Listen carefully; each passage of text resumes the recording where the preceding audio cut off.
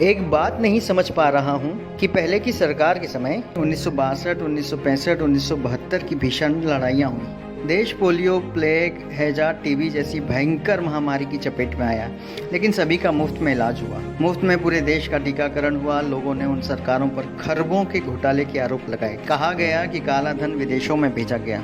कथित भ्रष्टाचार की खूब चर्चा रही। बावजूद इसके देश में बहुत सारे सरकारी कारखाने व कंपनियां खड़ी हुई। सरकारी अस्पताल, सरकारी कॉलेज, सरकारी स्कूल बने। सरकारी नौकरियों में कोई कमी नहीं रही।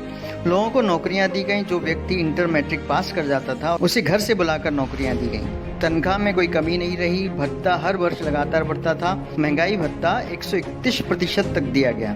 सबसे अधिक वेतन वृद्धि छठे वेतनमान में मिली। सरकारी कर्मचारियों को पेंशन दिया जाता था। देश की जीडीपी 10% से ऊपर थी। आखिर तमाम घोटाले और भ्रष्टाचार से घिरी सरकारें यह सब कैसे कर लेती थी, जो दिव्य महापुरुष की सरकार नहीं कर पा रही है? जबकि वे विदेशों से काला धन वापस ले आए। नोटबंदी से भी देश का काला धन वापस आ गया। जीएसटी से सरकारी खजाना भर गया।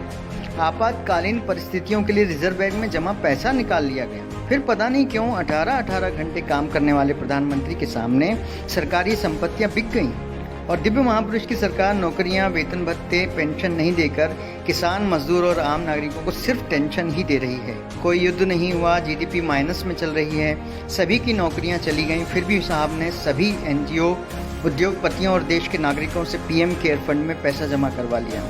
उस पैसे से क्या कार्य हुआ, किसी को नहीं पता। देश में बड़ी अजीब स्थिति बनी है। अगर कोई सवाल कर रहा है तो उसको पाकिस्तानी या देशद्रोही बोला जा रहा है। मेरे ख्याल से उन युवाओं को तो अब कम से कम अब जाग जाना चाहिए जो पढ़े लिखे होने का दम्भ भरते हैं।